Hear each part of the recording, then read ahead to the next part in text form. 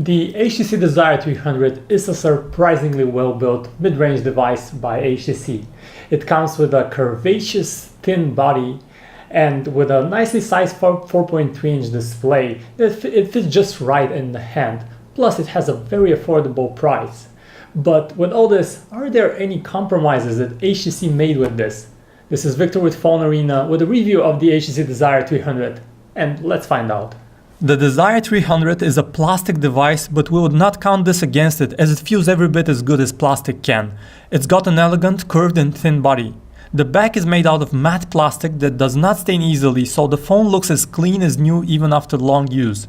It's all very solidly put together without any squeaking parts and does not feel fragile at all.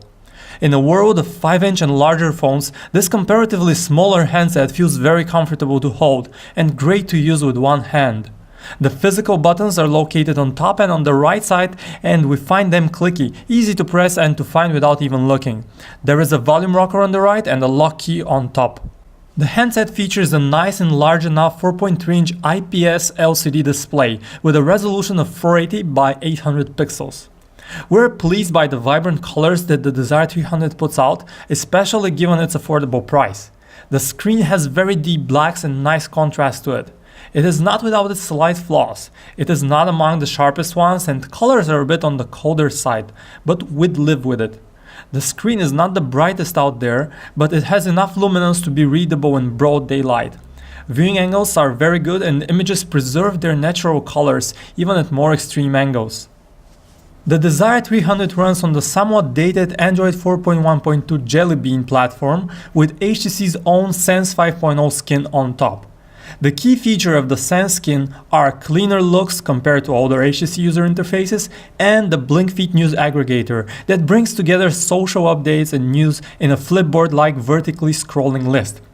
With charcoal colors, HTC's user interface is more universally appealing than the childish, cartoonish Samsung and LG skins.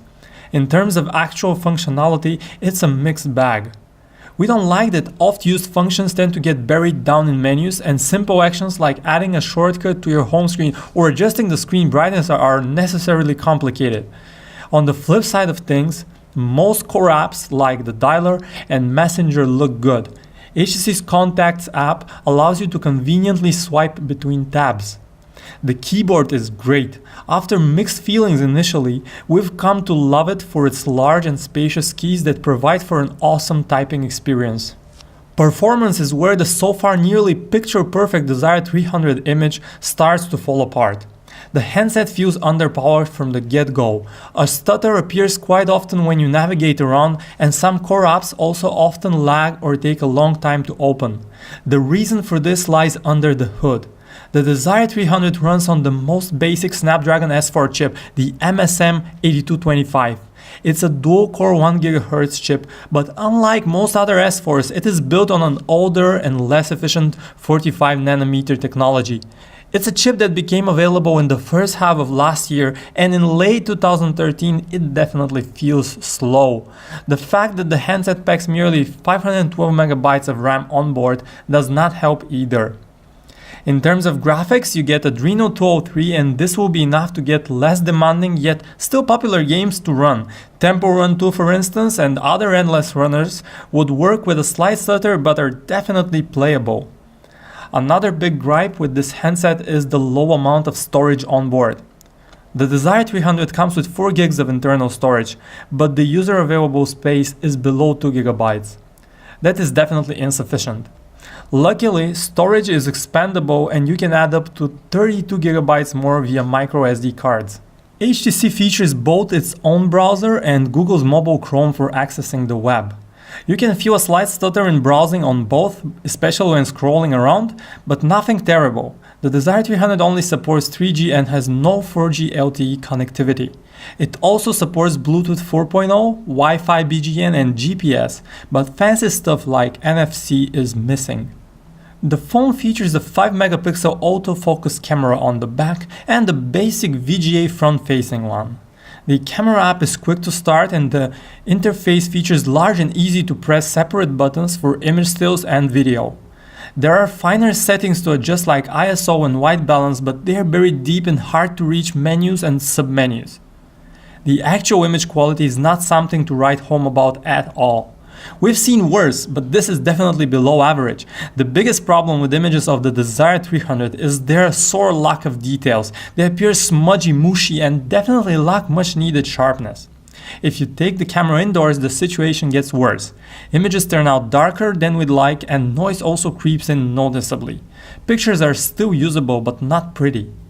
The Desire 300 shoots video in the quite low 480p pixel resolution. The recorded video looks okay on the phone display, but on a larger screen, the lack of detail becomes apparent. Still footage runs smoothly, and we like the video results more than the still images. The vibrant 4.3-inch screen is great for watching video on the go.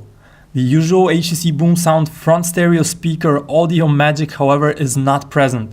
Instead, the Desire 300 uses a single loudspeaker positioned on its back that is actually not that loud at all and sounds tinny and a bit hissy. For video, you have Google's great YouTube application on board and the built-in basic HTC video player. We ought to mention that since the display is not an HD one, you cannot watch HD videos in their full glory. We would not consider this a huge downside, but it's one thing to keep in mind.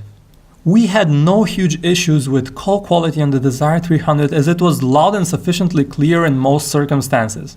The earpiece is louder than average and you might want to lower down its volume just a bit in regular conditions for better clarity and less hiss. On the other end of the line, callers reported hearing our voice fairly clearly as well, with only slight occasional metallic undertones. The Desire 300 comes with a 1650 mAh battery with above average longevity. Quality talk time on 3G stands at 11 hours and standby is excellent at 26 days. In reality, with lighter use, you'd be able to have the phone last nearly 2 days, which is okay. The HTC Desire 300 is a really interesting device. We're fascinated with its clean and nice looks and with its design overall, but we're underwhelmed with the camera performance and the overall slow performance of this handset. So after living with this for a few days, we tend to notice more and more the stutters and the slowdown. Now, if you're looking for an alternative on Android, you can take a look at the Samsung Galaxy Core that is around the same price but has a more capable processor inside and runs faster. You can also take a look at the Optimus L7 II by LG that also features a slightly beefier processor and works a slightly bit better.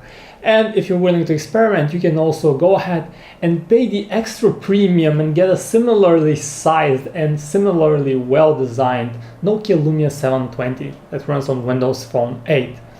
Now, all in all, however, we can definitely see the case for the HTC Desire 300. It's a well-priced handset, not too expensive at all, a very nice price range of around $200 off contract. Now, for a more detailed review, make sure to head to phonearena.com, and thanks for watching.